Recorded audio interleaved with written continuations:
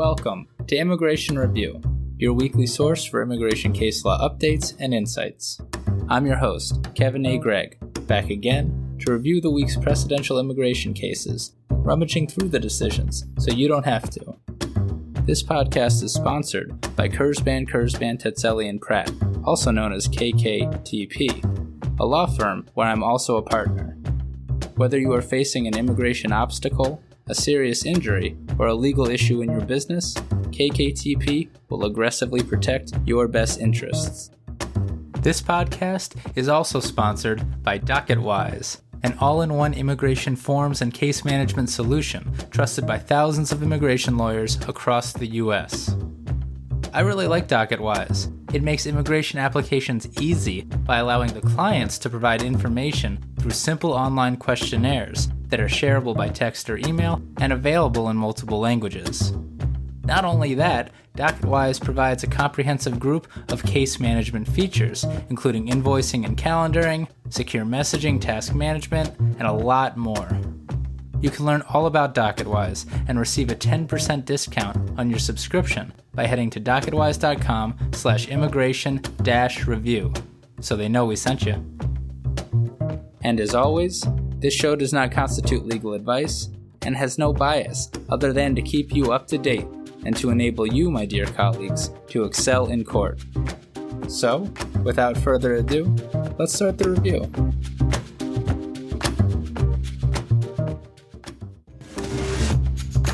Welcome one and all, old and young, Democrat and moderate Democrat, to the largest week of cases yet on the podcast.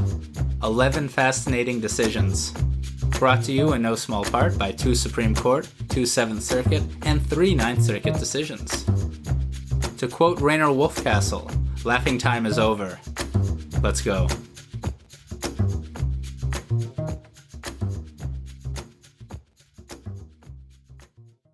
First up is Garland v. Gonzalez, published by the Supreme Court on June 13, 2022. This case is about class action injunctions. It's a big deal. Justice Alito authored a majority decision in which Justices Sotomayor, Breyer, and Kagan concurred and dissented in part.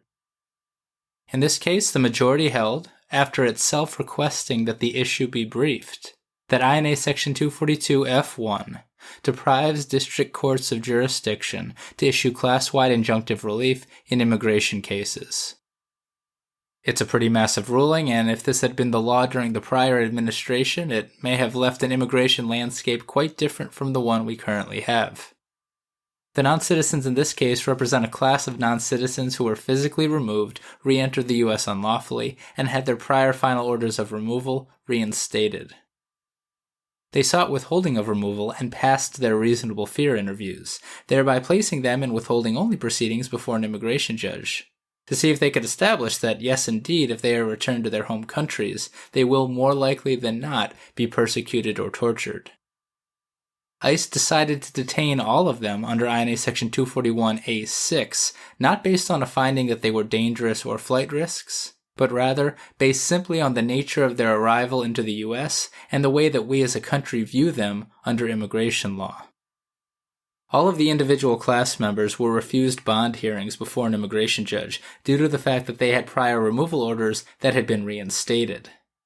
And so, after remaining detained for over 6 months, and with their withholding-only proceedings still pending, a whole bunch of them got together, formed a class, and sued in federal court in an effort to simply obtain bond hearings to determine whether, in fact, they were dangerous or flight risks, such that they must remain detained at a rate of $120 a day per individual. The district court certified the class and issued an injunction, and the Ninth Circuit affirmed, requiring, essentially, that each individual class member receive a bond hearing. But the Supreme Court held that the district court wasn't allowed to do that. According to the Supreme Court, INA Section 242 F1 is clear. Except on a case-by-case basis, no court can, quote, enjoin or restrain the operations, end quote, of the Immigration and Nationality Act, except, of course, the Supreme Court.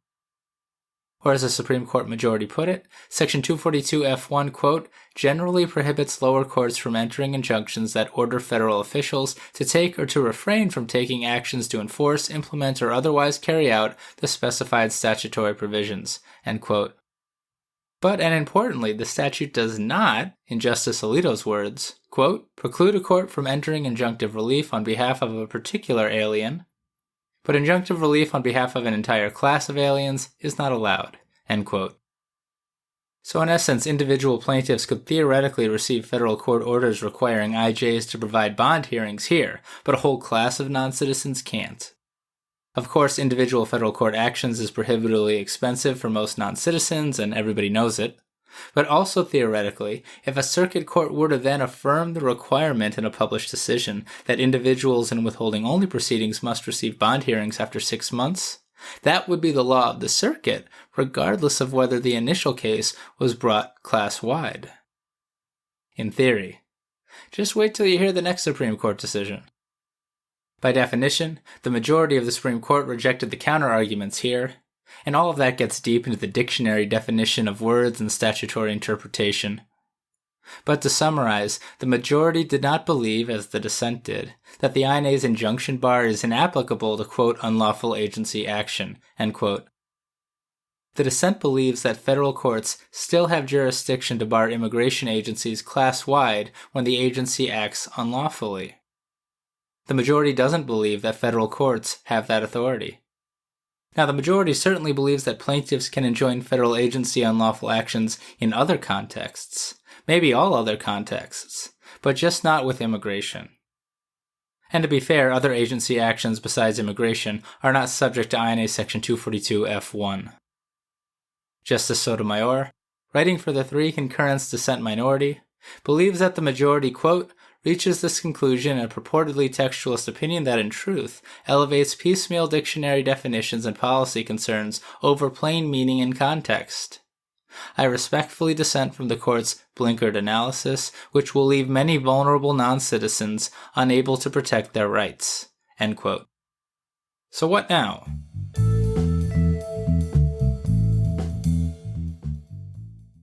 Three days before this decision came out, Judge Tipton in the Northern District of Texas pretty much enjoined the entire prosecutorial discretion enforcement policy of the Biden administration. Does this decision now invalidate Judge Tipton's order? Well, probably not, because those decisions couldn't have been brought by class actions, as no non-citizens would have been challenging the Biden administration's PD policy. I believe that it is states that are bringing that action.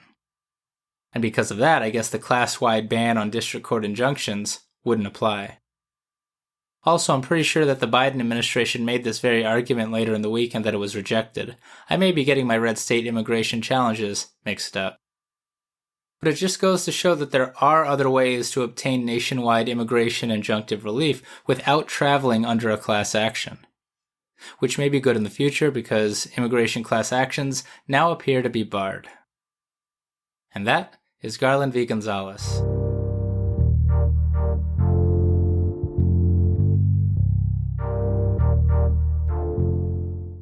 Sticking with the Supreme Court, not something we often say on the podcast.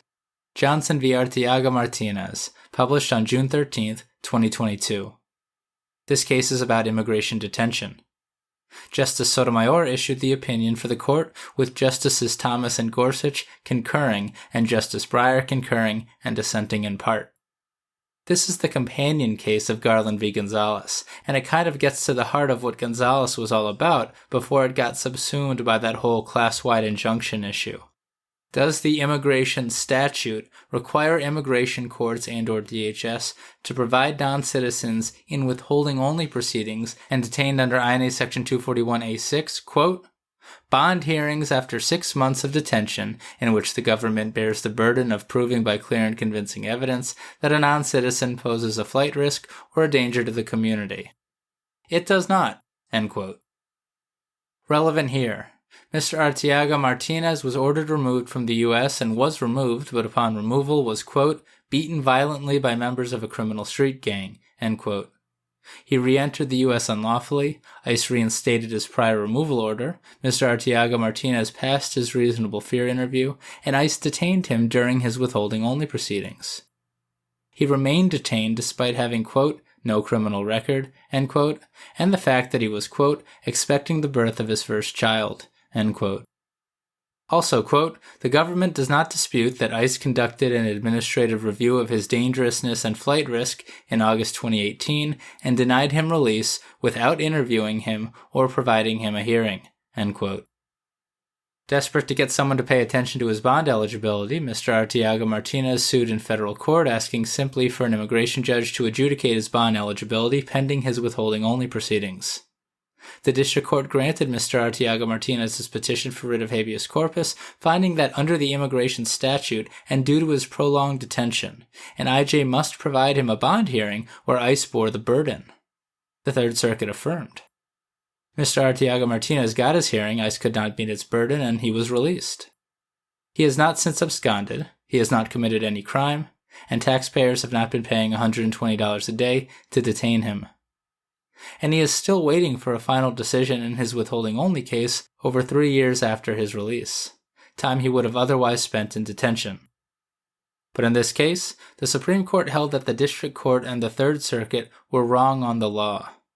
The statute doesn't provide Mr. Arteaga-Martinez a right to a bond hearing, or at least a bond hearing of this type, where the government bears the burden.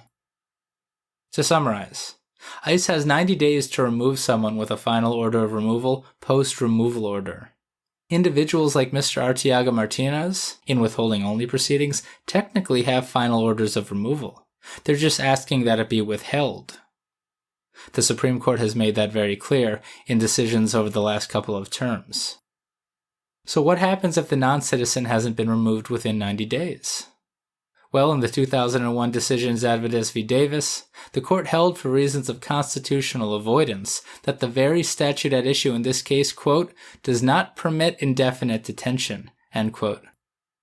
And Justice Kennedy remarked in his necessary concurrence that such detention may become unreasonable after 6 months. But 4 years ago in Jennings v. Rodriguez, the court held that a different detention statute didn't require bond hearings after 6 months, with ICE bearing the burden. The Supreme Court punted on whether the Constitution requires such bond hearings, but it held that a similar statute didn't in Jennings.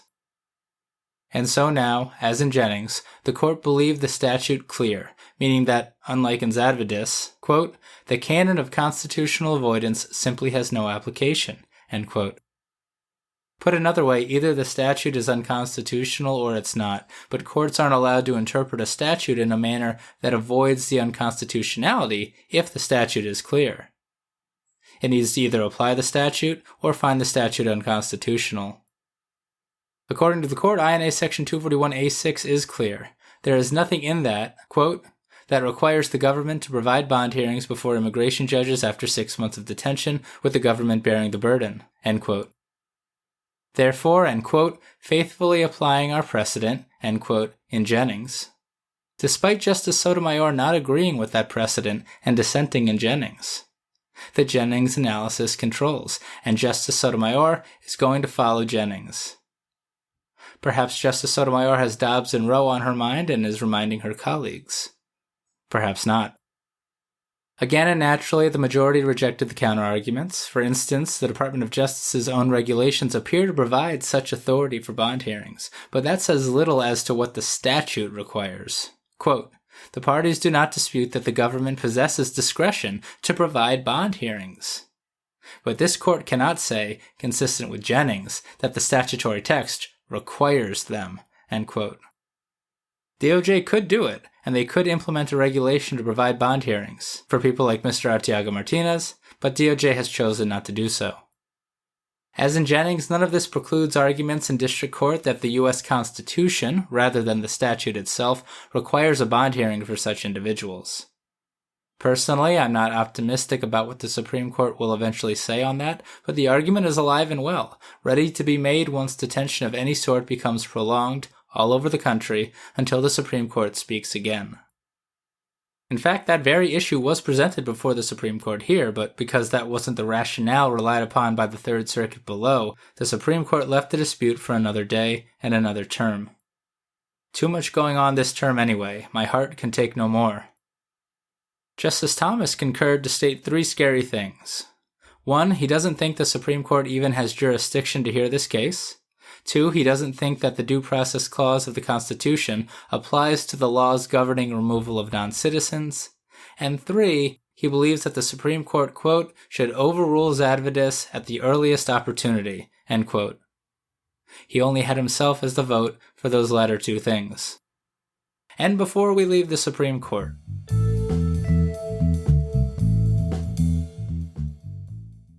some good news for non-citizen advocates out of the Supreme Court as well this week. In a different case, the Supreme Court appears to have conclusively killed the public charge rule. Recall, the Trump administration promulgated a new regulation on just what it means to be a public charge for immigration purposes, which was challenged by states, I believe, and it was enjoined.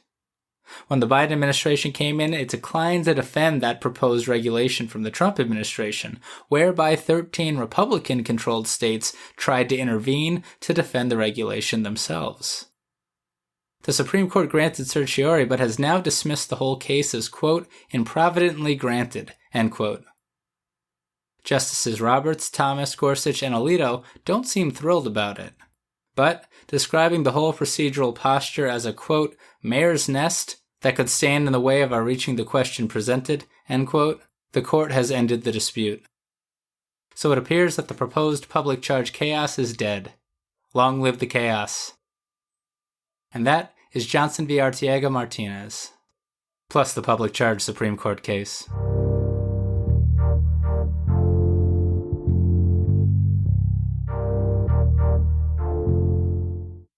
All right. Next is Aguirre-Zuniga v. Garland, published by the 7th Circuit on June 16, 2022. You know I was coming to this one next.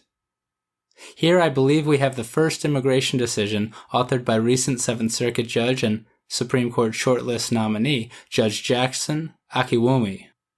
And it's a big, big one on controlled substances. Mr. Aguirre-Zuniga has lived in the U.S. since he was brought here at 3 years old. He's now a father himself, and he has a 6-year-old U.S. citizen daughter. He's been a lawful permanent resident for over a decade, and he speaks English better than he does Spanish. He's visited Mexico 3 times in his life. He should have naturalized, but he didn't, and so when he was convicted in November 2018 of 1 count of dealing in methamphetamine under Indiana Code Section 35-48-4-1.1, he had big problems. DHS sought his removal, charging the conviction as a controlled substance trafficking aggravated felony. Mr. Aguirre-Zuniga's attorneys, however, presented the argument that we're always talking about with cocaine, and that has been recently accepted by courts as regards marijuana. That Indiana's definition of meth is broader than the federal definition of meth, meaning that the statute is broader than the removable offense, meaning that Mr. Aguirre-Zuniga isn't removable unless Indiana's definition of meth is itself divisible. Specifically, Mr. Aguirre-Zuniga argued that Indiana, quote, criminalized optical, positional, and geometric isomers of methamphetamine, while the corresponding federal offense criminalized only optical isomers, end quote. I know, lots going on there. The IJ and then the BIA rejected the argument, applying the categorical approach in a manner only applied in the Fifth Circuit to hold that to win on such an argument, Mr. Aguirre-Zuniga needs to satisfy the realistic probability test first and to actually find a case where Indiana was punishing dealing of meth in the way with isomers that the federal government doesn't. I.e., the BIA was applying matter of Guadarrama. But in my research, that is not the correct framework in any circuit beyond the Fifth. And here, the Seventh Circuit vacated the BIA's decision. In fact, even oil appears not to agree with the BIA's approach, as it conceded before the Seventh Circuit that if the statutory text is overbroad, here the definition of methamphetamine, a statute is clearly overbroad, and the realistic probability test has no role to play. How about that?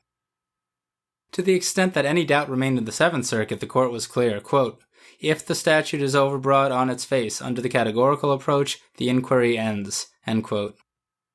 That's important stuff because remember, controlled substance removability depends, first and foremost, on whether the Federal Controlled Substance Act criminalizes possession, selling, etc. of the same type of drugs as the state. If, for example, the state criminalizes selling pot, but the federal government doesn't, the statute is overbroad, and the statute very well might not make a non-citizen removable or bar them from relief. The big fight recently has been about what happens when a drug is internally overbroad. That is, Indiana's definition of meth or Florida's definition of marijuana, where those definitions appear broader than the federal definitions of those same substances. Here, Indiana criminalizes the other isomers. In Florida, the state criminalizes the seeds and stems of marijuana, while the federal government doesn't. That type of stuff. What happens? Well, here, the 7th Circuit joined the logic of recent 8th Circuit and 11th Circuit rulings on marijuana. But it's really big here because, to my knowledge, this is the first court in modern times adopting the logic for isomers, which is a chemical that applies to meth, cocaine, and who knows what else. If a state criminalizes possession, use, or distribution of more isomers of meth than the federal government does, the statute is overbroad and likely doesn't make the non-citizen removable or bar them from relief. Realistic probability test, be damned. Quote, under federal law, isomers of methamphetamine only refers to the optical isomer, end quote. But under Indiana law at the time of Mr. Aguirre-Zuniga's conviction, Indiana did not specifically define the term isomer. While it gets pretty complicated, essentially, quote, because the Indiana legislature chose to limit the types of isomers defining other drugs, but did not do so with methamphetamine, we must read the schedules to define methamphetamine as including at least optical and positional isomers, end quote. It's complicated logic, so read the decision because actually that logic can apply to other categorical approach arguments as well. Kind of an argument based on legislative silence. Important here is that Indiana criminalized possession and distribution of more isomers than the feds do. The feds don't include positional isomers with methamphetamine. I will concede that I don't know what that is, but it doesn't matter, it's something that the feds don't criminalize. We know that positional isomers are different from optical isomers because in 2020, Indiana amended its law to define isomer as only optical isomer. So now it would appear that the Indiana definition is not overbroad vis-a-vis the federal definition of methamphetamine. But Mr. Aguirre-Zuniga's conviction occurred pre-2020, and Indiana changed it, meaning that they probably thought it was overbroad before. Mr. Aguirre-Zuniga wins. Most importantly, a circuit court has now agreed with the isomer argument. I command ye floodgates to openeth. And that is Aguirre-Zuniga v. Garland.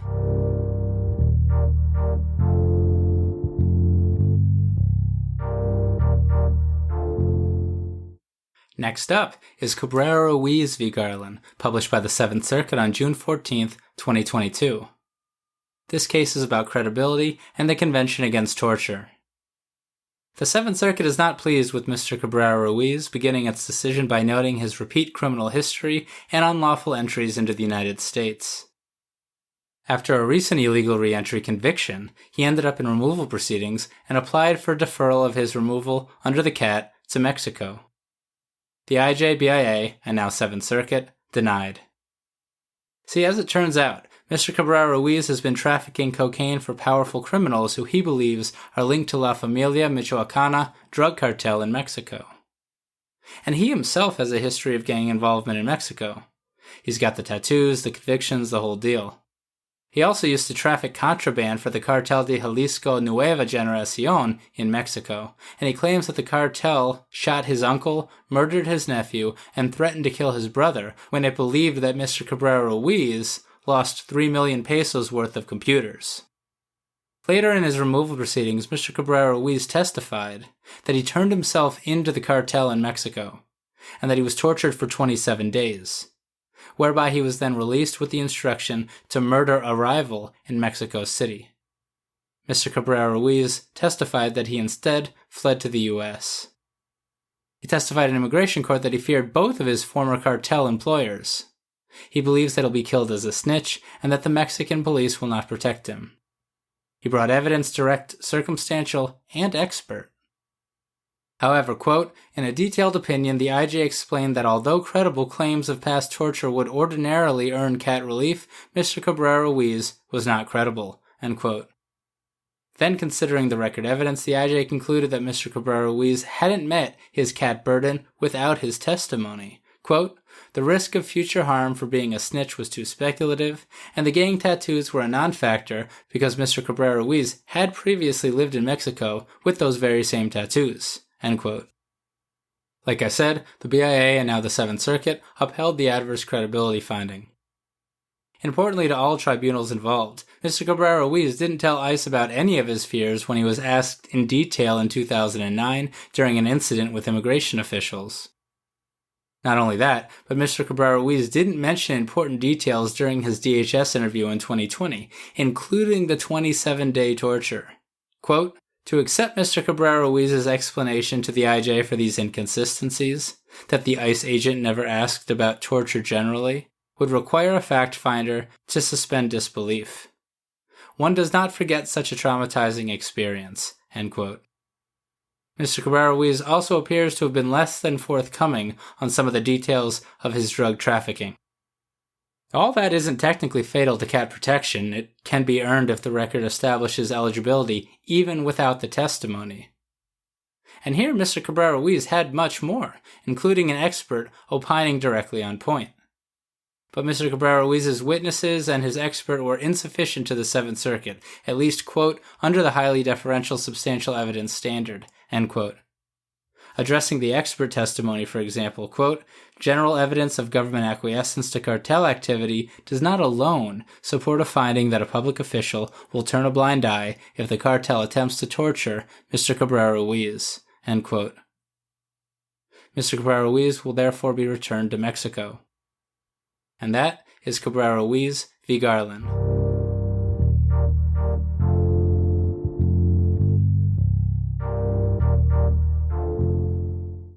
Next up is Reyes Pujols v. Garland, published by the First Circuit on June 14, 2022. This decision is about credibility. Mr. Reyes is from the Dominican Republic and was placed in removal proceedings in Boston shortly after his entry into the U.S. without authorization. At his asylum hearing in immigration court, he testified that he worked as a chauffeur for a wealthy man in the Dominican Republic named Joel de la Cruz, and that Mr. de la Cruz essentially orchestrated a ploy to make it look like Mr. Reyes stole 600,000 pesos from him, even though he didn't. Mr. de la Cruz got police to arrest and detain Mr. Pujols, and then they stabbed him in the legs multiple times with a screwdriver. They released Mr. Reyes, and then those same officers came to his neighborhood and shot him. After his release from the hospital, they detained him again, and they stabbed him with the screwdriver in the leg again.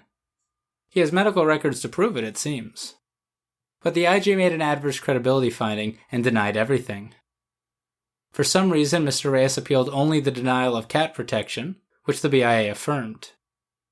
So we've got a cat adverse credibility decision before the First Circuit, not so unlike the Seventh Circuit decision that we just discussed. But in this case, the First Circuit overturned the BIA and remanded. First, the IJ's finding that Mr. Reyes' demeanor evinced adverse credibility because he testified robotically and without emotion. Demeanor findings are hard to overturn. After all, only the IJ sees the testimony. The circuit just reads a cold record. Mr. Reyes argued that he suffered from PTSD, and that the IJ's demeanor finding was premised on a, quote, unconscious bias against trauma survivors, end quote. Quite the argument. And maybe so, maybe not. But it seems that the BIA wasn't too keen on this IJ finding because it avoided affirming on that basis. And so the First Circuit didn't touch it either, turning to the only thing that the BIA did affirm. The IJ and the BIA believed that it was inconsistent that Mr. Reyes, quote, received a loan for an amount of money that would have been enough to satisfy Mr. Reyes' 600,000 peso debt and prevent further violence, end quote. See, Mr. Reyes got a loan that enabled him to come to the United States. and the IJ and the BIA apparently expected Mr. Reyes to repay the money that he did not steal after being stabbed and shot, in lieu of using that money to flee the Dominican Republic. Even if that's appropriate logic, the First Circuit wasn't going to affirm it because the record didn't actually show what the BIA and the IJ thought it did. Mr. Reyes testified to having received a loan to flee the Dominican Republic less than the amount that he owed for a crime that he didn't commit. Not only that, what the IJ and the BIA were really saying is that Mr. Reyes needed to satisfy one debt with another. Quote, the amount that one owes as a debt, obviously, is not an amount that one therefore has, end quote. And actually, to be clear in a footnote, the First Circuit states that, quote, it is not in any way implausible that someone who reports having been shot, stabbed, and threatened with death over an unpaid debt would use what money he had to flee those attackers rather than to repay them, end quote. Because the IJ and the BIA made the adverse credibility finding by relying on all inconsistencies, quote, taken in the aggregate, end quote, and now this one inconsistency has fallen, the whole adverse credibility finding must be remanded to the BIA and perhaps the IJ. This is a logic similar to that employed by the Ninth Circuit in its post-Dye v. Garland precedent. Case remanded. Congrats, counsel and Mr. Reyes. And that is Reyes Pujols v. Garland.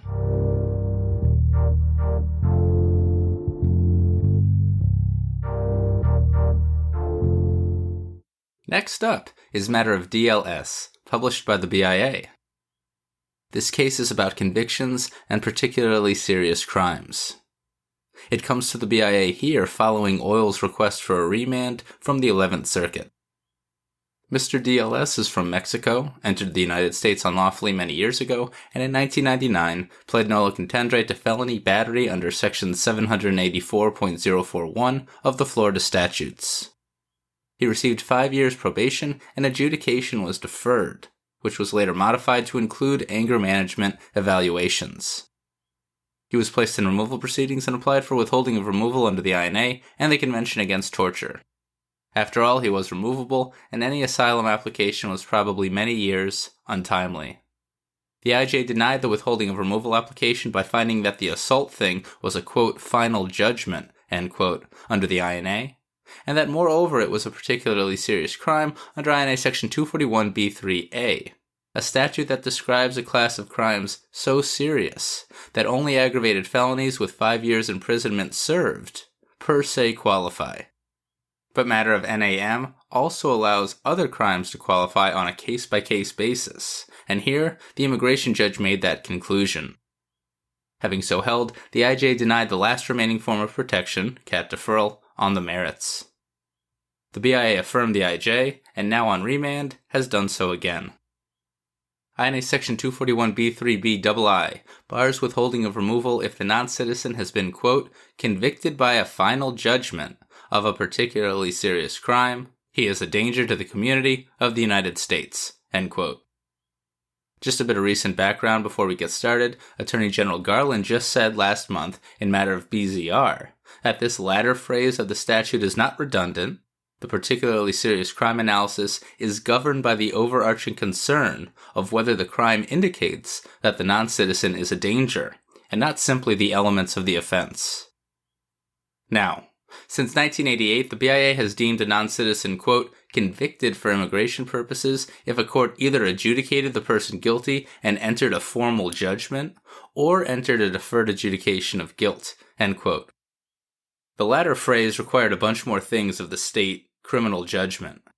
But Congress took out all of those additional things in 1997 at INA Section 101A48A to make it easier to deport people. Following that change, the BIA has believed that Congress wants an immigration conviction to be satisfied at a minimum, quote, based on an initial finding or admission of guilt coupled with the imposition of some punishment, even in a state where further proceedings relating to the non-citizen's actual guilt or innocence may be required upon his violation of probation in order for him to be considered convicted under the state law, end quote. It's an expansive and confusing definition of conviction, which makes little sense under criminal law, but this is, of course, immigration law. Okay, But the particularly serious crime bar uses the term conviction of a final judgment. So what does final judgment mean, combined with that confusing definition of conviction? Well, apparently the Supreme Court held in 1937 that, quote, final judgment in a criminal case means sentence. The sentence is the judgment, end quote. And that the judgment remains final even if execution of the judgment was suspended. The BIA believes Congress knew about this when it wrote the phrase final judgment into the particularly serious crime bar, and so the BIA held that for immigration purposes, the term final judgment attaches, quote, once a sentence is imposed, even if the sentence is later withheld, deferred, or suspended, end quote. So even if a state or a state court judge didn't want a non-citizen to suffer the consequences of their criminal act and deferred adjudication of the sentence, immigration law does not care, including even in cases where an individual is more likely than not going to suffer persecution or torture if removed. Stated in immigration statutory terms, it appears that a state-deferred adjudication that satisfies INA Section 101A48 is also going to satisfy the particularly serious crime bar if the deferred adjudication is sufficiently serious. How does all that apply to Mr. DLS? Well, at the time of his offense in Florida, where adjudication of guilt was deferred and probation was ordered, as happened here, a defendant must have been found guilty or at least entered a plea of guilty or nolo contendere. Apparently that might not be the case after 2004, so maybe this decision is not applicable to post-2004 deferred adjudications in Florida. The BIA certainly casts some doubt in a footnote. But that wasn't the case here. Mr. DLS's deferred adjudication is pre-2004. The BIA held that Mr. DLS's deferred adjudication plus probation satisfies the definition of a conviction at INA Section 101A48, meaning that it satisfied the final judgment stuff that we just discussed as relates to particularly serious crimes. Fair enough, but that then leaves one more question. Is this final judgment particularly serious, as the withholding bar requires? It is, at least here. Again, in a footnote, the BIA says that this very statute might not always be a particularly serious crime, but it is in this case under the facts. It's a three-part analysis under matter of NAM, and to even potentially apply, the first part is the most important. But the BIA found that first element met here. Quote, because this statute defines a crime against persons involving an intentional act that causes great bodily harm, permanent disability, or permanent disfigurement, its elements potentially bring the offense within the ambit of a particularly serious crime, end quote. Crimes against persons are the historic particularly serious crimes. Everything else is much murkier. Because this crime is within the ambit of particularly serious crimes, the BIA is permitted to review the actual facts and circumstances of the offense, the second and third parts of the matter of NAM analysis. And here, it looks like Mr. DLS hit someone at a gas station in the chest with a piece of glass after that person threatened him with an empty beer bottle. Mr. DLS claimed self-defense, but the IJ didn't believe him, and the BIA affirmed that disbelief. Because of the injury to the victim, the sentence imposed, and the IJ's rejection of the self-defense claim, the BIA agreed that the facts of this case made the crime particularly serious. Therefore, even if Mr. DLS will be killed in Mexico by non-state actors who the Mexican government is unable or unwilling to control, he cannot obtain relief in the United States. And that is matter of DLS.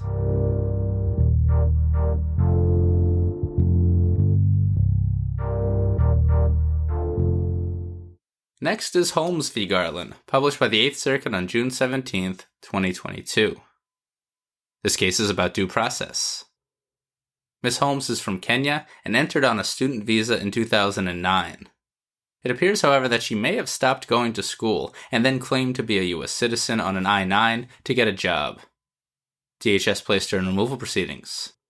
At the first hearing, the IJ seemed to be quite clearly offering Ms. Holmes the opportunity to get a continuance and obtain an attorney, but Ms. Holmes insisted on being heard that day, pro se.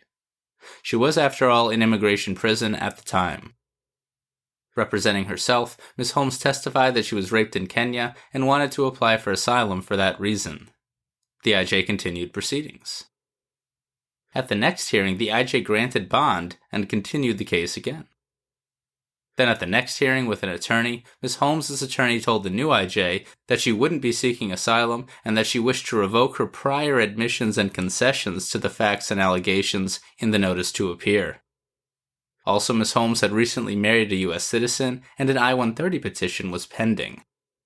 Naturally, Ms. Holmes' attorney wanted to withdraw the admission and concession because Ms. Holmes, pro se, admitted to DHS's allegation that she had made a false claim to U.S. citizenship, which would preclude her from adjusting to LPR status even if that I-130 was eventually approved. The IJ denied everything, and as no asylum application appears to have been pending, granted Ms. Holmes' alternative request for voluntary departure. On appeal to the BIA, Ms. Holmes' case was actually administratively closed and then reopened because admin closure policy got crazy there for a few years. 6 years later, Ms. Holmes moved for a remand to apply for asylum. The BIA denied, and the Eighth Circuit upheld the BIA. Before the Eighth Circuit and BIA, really, Ms. Holmes argued that the first immigration judge violated her due process rights. And to quote, IJ must be particularly careful when dealing with pro se non-citizens like Ms. Holmes, end quote. But to succeed on such a claim, Ms. Holmes must show that the IJ, quote, made a fundamental procedural error and that prejudice resulted from that error, end quote. Here, at a minimum, Ms. Holmes could not show the first. The IJ did all the things that IJs are supposed to do, and, quote, twice asked Ms. Holmes if she wanted to continue the proceedings against her, once specifically so that Ms. Holmes could obtain counsel, which Ms. Holmes declined, end quote. The IJ provided a list of pro bono counsel and went through the allegations in the NTA. Nor did the BIA err in denying Ms. Holmes' alternative motion to remand. As filed, it was really a motion to reopen, it appears.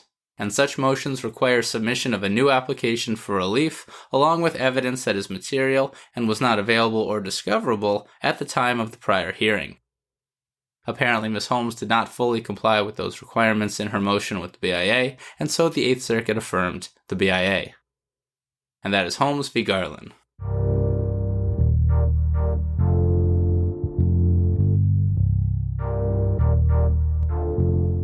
All right. Next is Donnelly v. Karp, published by the Second Circuit on June 14th, 2022. It's an exceptionally large week of cases this week, but before we get to the final trio of Ninth Circuit cases, I wanted to talk about this decision real quick because it's quite interesting. This is a naturalization case. Mr. Donnelly is from Ireland and has been trying to naturalize for years. USCIS keeps denying him, and after a lot of back and forth in federal court, delayed his naturalization application for a while before denying it again. It appears that Mr. Donnelly believed that USCIS delayed his naturalization application by applying the secretive FBI-created Controlled Application Review and Resolution Program, or CARP.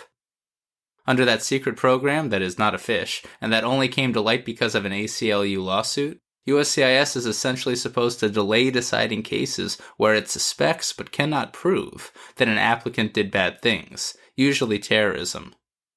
Then, so the accusations go, USCIS usually denies the application when challenged by somebody. It appears that Mr. Donnelly believed that USCIS applied the CARP to delay his case, and that doing so was illegal. I believe that he believed that because it appears that he may have arrests in Ireland from the 1970s involving accusations of terrorism. And I can only imagine that those are related to the infamous Troubles, if those arrests did occur. All of that is interesting enough.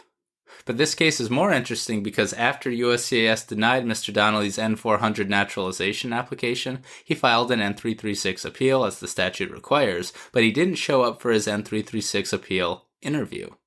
So USCIS upheld the denial, and Mr. Donnelly asked for a federal district court judge to review his naturalization eligibility de novo, as the law allows. And here's where it gets interesting, if jurisdiction rather than potential Irish terrorism arrests are your fancy. The district court judge dismissed the case for lack of jurisdiction. The judge believed that INA Section 310C requires the applicant to go through the entire N-336 appeal process, and that if they don't, federal courts lack jurisdiction to decide the applicant's naturalization eligibility. But not so, said the Second Circuit. Yes, you've got to appeal the N-400 denial, and yes, you've got to show up for your N-336 interview, but failure to do so doesn't deprive federal district courts of jurisdiction later. Rather, INA Section 310C expresses a, quote, non-jurisdictional mandatory claims processing rule, end quote. It truly is the year of the claims processing rule, the most bland of all years. True, Mr. Donnelly did fail to exhaust the required mandatory administrative remedies, so don't miss your N-336 hearing. But if you do, it's not jurisdictional. Mr. Donnelly's failure to attend the hearing tanked his case here, but maybe not in the future? There are sometimes exceptions to exhaustion, at least in some contexts. But there are never exceptions to jurisdiction. None that I'm aware of anyway. Hope you all love my lawyer-esque qualifying language. And check out this quote for all you deficient NTA litigators. Quote, mandatory claims processing rules are mandatory. Because he did not comply and the government has not waived its requirements, Mr. Donnelly cannot state a claim. End quote. Now let's think about that in reverse. Personally, I've never waived ICE's NTA-related mandatory claims processing rule requirements. Have you? Indeed, quote, the Supreme Court has repeatedly said that if a party properly raises a mandatory claims processing rule, the rule is unalterable, end quote. Ooh-wee. That's Manrique v. United States and Erbhardt v. United States, by the way, both Supreme Court cases. I hope everyone at the AILA National Conference in the Second Circuit's backyard in New York City are listening.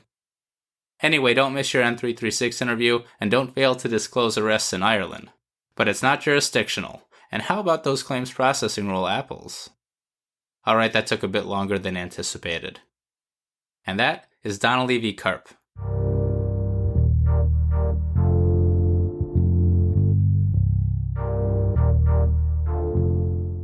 To the Ninth Circuit we go, first with Molina v. Garland, published on June 13th, 2022. This is a very non-citizen-friendly case on past persecution. Judge Paez authored the decision, concurred with by District Court Judge Edward Corman, with Judge Van Dyke in dissent. Mr. Molina is from Nicaragua. To learn why Mr. Molina qualifies for asylum, it's important to know what's going on in Nicaragua at the moment. So here you go.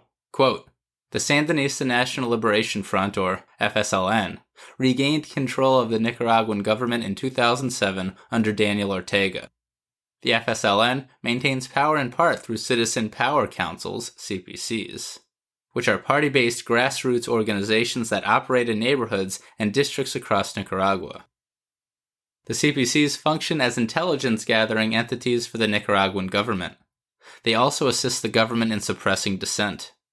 CPCs and police work with paramilitary groups associated with the Sandinista Party to target the homes of protesters. In recent years, they have abducted and detained protesters and raided homes of suspected protesters across Nicaragua. End quote. So that's the Ninth Circuit's view of what's happening in Nicaragua. In April 2018, protests against the government erupted, quote, which was met with violent suppression by the FSLN, CPCs, police, and paramilitary groups, end quote. Today, the Ortega regime prosecutes protesters as terrorists. Approximately 300 protesters have been killed, quote, by police and government operatives, end quote. Mr. Molina has been an active member of an opposition political party since 2006. He was part of the protests in 2018 where he witnessed his friend and fellow demonstrator be shot in the head and killed by police with live ammunition. Mr. Molina kept protesting, kept seeing protesters killed, and began receiving death threats from government operatives and paramilitary members. Then, quote, government operatives publicly circulated posts on social media identifying Mr. Molina as an instigator of hate and violence and threatened to send him to El Chipote prison, notorious as a site for torture, end quote. This and other stuff led Mr. Molina's home to be vandalized and Mr. Molina to flee to a hideout location. 5 months later, armed paramilitary members found him, demanded that he surrender, but were not able to get him because he fled out the backyard. And then a similar thing happened to him a few months later at a second hideout, but this time, a gang of Sandinista youths got him, beat him, and said they'd kill him if they saw him again. He fled to the U.S. The IJ and the BIA believed Mr. Molina, but they didn't believe that that constituted past persecution and denied asylum.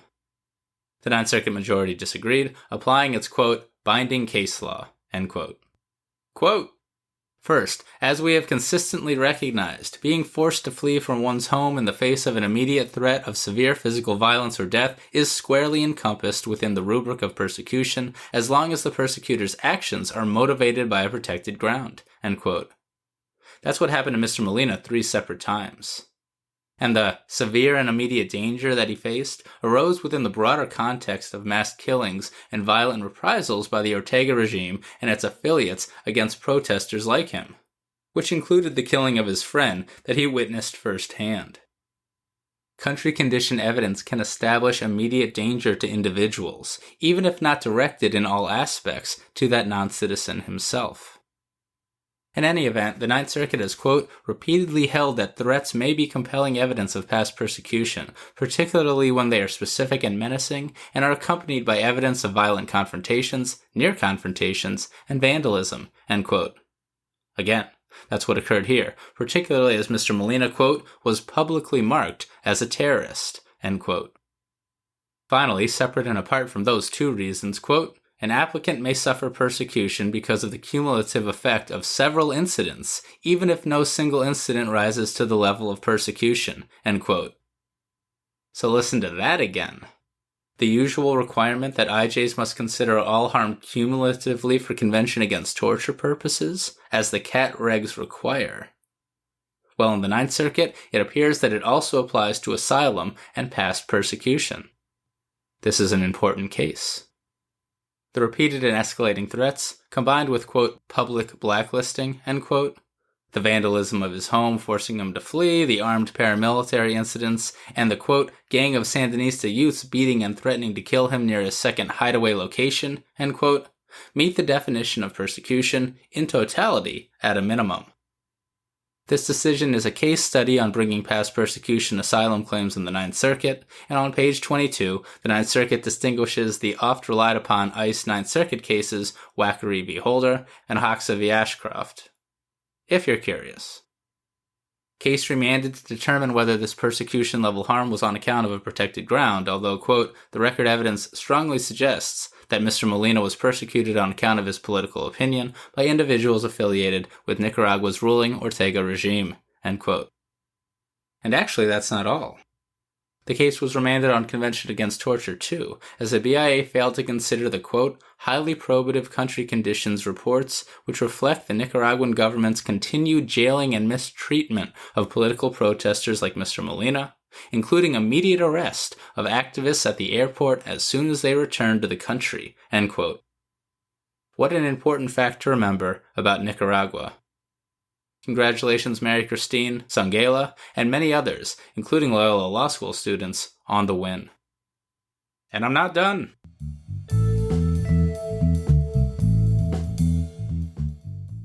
Although the past persecution here alone required remand, as it would then result in a presumptively well-founded fear of future persecution, the Ninth Circuit also noted that the BIA erred here in finding no well-founded fear, absent the presumption, stating, for example, that even though the Ortega regime has released political prisoners, the BIA ignored lots of other stuff, showing that not much has changed despite the release of some prisoners. This is a necessary decision to review for Nicaraguan asylum claims. Because again, even if not directly applicable to Mr. Molina's specific situation, quote, all this record evidence contextualizes the Nicaraguan government's actions and Mr. Molina's specific fears of persecution upon removal, end quote. Also of note, apparently the BIA believed that Mr. Molina was not really at risk because, quote, the number of detained activists in Nicaragua is relatively small when considering that upwards of 1 million people participated in the aforementioned protests, end quote. But to the Ninth Circuit, that analysis is, quote, meaningless for the purpose of assessing whether Mr. Molina's fear of future persecution is well-founded in light of the evidence that Mr. Molina himself has been targeted, end quote. Remember that. Finally, I did not have occasion to review Judge Van Dyke's dissent, but do note that in a footnote, Judge Paez string cites all the times, apparently similar to here, where Judge Van Dyke has, quote, sharply criticized our court's immigration jurisprudence, end quote, during his time on the bench. And that is Molina v. Garland.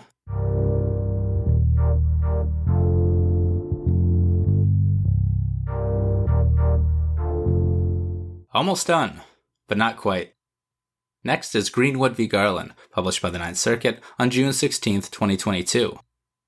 This case is about credibility and motions to reopen.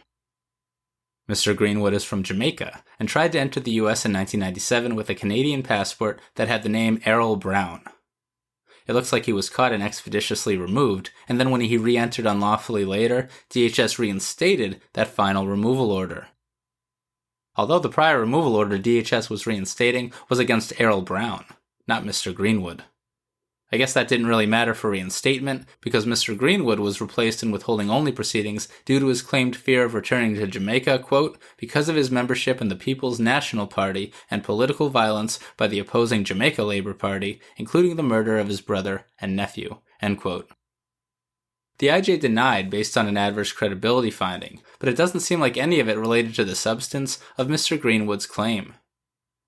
Instead, the IJ based the finding on a, quote, determination on Mr. Greenwood's use of multiple fake names, his fraudulent passport, and an inability to establish his true identity, end quote. The BIA affirmed, and so did the Ninth Circuit. After the Ninth Circuit affirmed, Mr. Greenwood was not removed, and a year later, he moved the BIA to reopen his case due to recent elections and an uptick in violence in Jamaica. The BIA denied that motion, and the Ninth Circuit affirmed. Then Mr. Greenwood filed a second motion to reopen, adding that his nephew was recently murdered. The BIA denied again, and here we are. The Ninth Circuit affirmed that denial of that second motion as well. True, there is no time or number limitations to filing motions to reopen when based on material and previously unavailable evidence that makes a non-citizen eligible for asylum or related relief and protection. However, according to the BIA and the Ninth Circuit, none of the evidence Mr. Greenwood submitted addressed his lack of credibility related to his identity, and, quote, without the credibility to assert that he is a member of the People's National Party, it does not matter whether political violence against that party has worsened in Jamaica, end quote. Specifically, the Ninth Circuit held that the BIA, quote, may rely on a previous adverse credibility determination to deny a motion to reopen if that earlier finding still factually undermines the petitioner's new argument, end quote. So that's a bit of a qualified holding, but it's largely in line with the BIA's similar decision in matter of FSN discussed on episode 7. Both this decision and matter of FSN don't preclude a motion to reopen under such circumstances so long as the, quote, new claim is independent of the evidence that was found to not be credible, end quote. But it's going to be hard. The non-citizen either needs to overcome the adverse credibility finding or overwhelm the IJ and the BIA with evidence showing that his asylum or withholding eligibility is present, notwithstanding his not credible testimony. Going to be hard. Case in point here, quote, the new evidence of political violence in Jamaica is not material to his claim because he lacks the credibility to connect those conditions to himself, end quote. The Ninth Circuit also dismissed Mr. Greenwood's challenge to the BIA's alternative refusal to reopen his case sua sponte, holding, as it has in the past, that it lacks jurisdiction to review such decisions because such BIA decisions are too discretionary. Mr. Greenwood therefore lost his motion to reopen. But here's a bit of a standard to use to distinguish.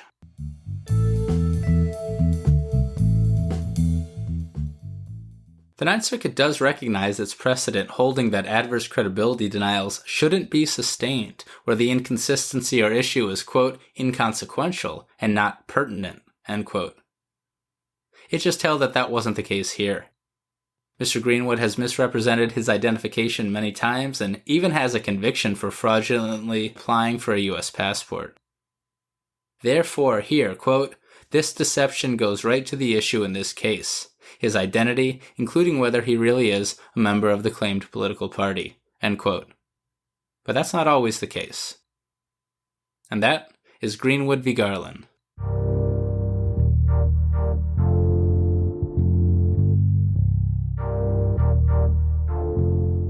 We have arrived at the end. Marquez-Reyes v. Garland, published by the Ninth Circuit on June 14, 2022. This decision is about the alien smuggling ground of inadmissibility. Judge Berzon dissented. Mr. Marquez Reyes is from Mexico and has lived in the U.S. without authorization since 1998. He was placed in removal proceedings in 2013 and applied for non-LPR cancellation removal under INA Section 248B. The thing is that in addition to that high hardship standard that we're always talking about, the non-citizen applicant must also establish that they've been in the U.S. continuously for the last 10 years and that they had good moral character during that entire time. Good moral character is statutorily defined at INA Section 101F. As is so often the case in immigration law, though, that statute doesn't list all the ways an IJ can find a non-citizen to lack good moral character, but it does list a half dozen or so that, if met, definitely mean that the non-citizen lacks good moral character.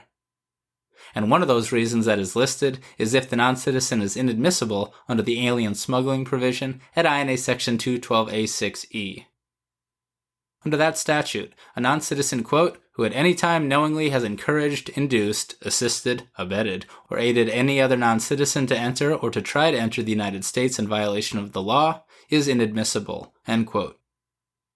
The IJ found that Mr. Marquez Reyes had violated that statute and therefore lacked good moral character because, quote, at his final hearing, Mr. Marquez Reyes admitted that he had twice encouraged his son, who is not a United States citizen, to enter the country illegally, once in October 2010 and again in February 2011, end quote. For reasons unexplained, quote, Mr. Marquez Reyes did not say, and the record does not otherwise reveal, just what he said or did by way of encouragement, end quote. But he did admit to expressly encouraging, and that barred him from the relief. Perhaps realizing that he was in deep, Mr. Marquez Reyes, through counsel, asked the IJ to administratively close his case for 5 years, or up through 2021, so that encouragement would no longer have been within the 10 years required to establish good moral character. Unsure if that strategy would have worked anyway because of the stop time rule. I'd need to look into that a bit more. But in any event, the IJ denied administrative closure and ordered Mr. Marquez Reyes removed. The BIA affirmed. Mr. Marquez Reyes brought quite a few challenges to the Ninth Circuit, arguing first that INA Section 212A6E is itself overbroad and violates the First Amendment. Mr. Marquez Reyes wasn't arguing that his own free expression was violated, but rather that the statute could prevent free expression in other contexts. And true, quote, under the doctrine of overbreadth, litigants may be permitted to challenge a statute not because their own rights of free expression are violated, but because of a judicial prediction or assumption that the statute's very existence may cause others not before the court to refrain from constitutionally protected speech or expression, end quote. But there are some important qualifiers to meet that standard, and Mr. Marquez Reyes did not meet them. Now true, the statute doesn't define what it means to, quote, encourage, end quote. And if the Webster's Dictionary definition was used, well, it might cover quite a lot of conduct that would otherwise violate the First Amendment. But the Ninth Circuit majority did not want to use that definition. Turning to criminal law and Black's Law Dictionary, the Ninth Circuit believed the word encouraged to be narrower, requiring a knowing mens rea and, quote, solicitation or aiding and abetting, and to connote complicity in a specific criminal act, end quote. Agreeing with the Sixth Circuit, the Ninth Circuit held that the provision requires, quote, some form of affirmative assistance in the non-citizen's illegal entry, something more than merely driving to a border station and presenting valid documents to customs officials, end quote. Using this narrow definition of the word encourage, the Ninth Circuit shot down Mr. Marquez Reyes' First Amendment challenge. Because whatever the word encourage means under the statute, it definitely doesn't cover, say, quote, pro-immigration political advocacy, end quote, as might otherwise violate the First Amendment if it did cover such advocacy. The statute has, quote, many legitimate applications that do not involve speech at all, end quote, which also saves it constitutionally. The Ninth Circuit majority distinguished some other arguments and some other precedent and upheld the statute's constitutionality. Finally, it also rejected Mr. Marquez Reyes' challenge to the IJ and BIA's denial of administrative closure, finding that the IJ did properly apply the BIA's seminal decision in matter of Aguirre-Zuniga. Accordingly, the Ninth Circuit upheld the removal order. All of that was not great for Mr. Marquez Reyes, but it might be okay for other non-citizens in the future.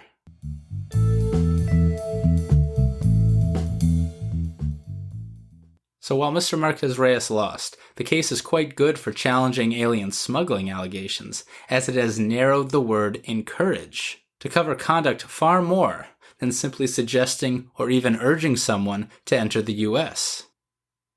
Read the decision, but instead it appears that the Ninth Circuit is equating encouraging to solicitation or aiding and abetting, bringing with those terms all their criminal law definitions into the word encouraged as used in the alien smuggling inadmissibility provision. That's an important argument to make, as USCIS appears keen in some recent denials and noids that I've seen to expand the scope of alien smuggling to lots of stuff. Use this narrow definition of encouraged that the Ninth Circuit has now made law. And use everything discussed this episode, because we are finally done. And that is Marquez-Reyes v. Garland. So there you have it. You're all caught up with the past week's published immigration cases. I'm Kevin A. Gregg, a partner with the law firm Kurzban, Tetzeli & Pratt, and this has been another episode of Immigration Review. Thank you for listening, and I hope you enjoyed it. If you did, please share it with a friend and rate and review us. Each review helps new listeners find the show. And of course, subscribe to Immigration Review wherever you get your podcasts. If you like what we do and want to become a patron of the show, please check out our Patreon page at www.patreon.com/Immigration Review, or click on the link in the show notes. And if you're interested in an official Immigration Review CLE certificate for 5 credit hours, email me at kgreg@kktplaw.com with your full name and the episode numbers for the 10 shows you've listened to. Also, feel free to email me with questions, comments, or anything at all. And follow the show on Instagram and Facebook at Immigration Review, and send us a tweet at ImReview. That's IMM Review. I'll be back next Monday for a brand new discussion. Until then, I'm Kevin A. Gregg, bringing you the Immigration Review.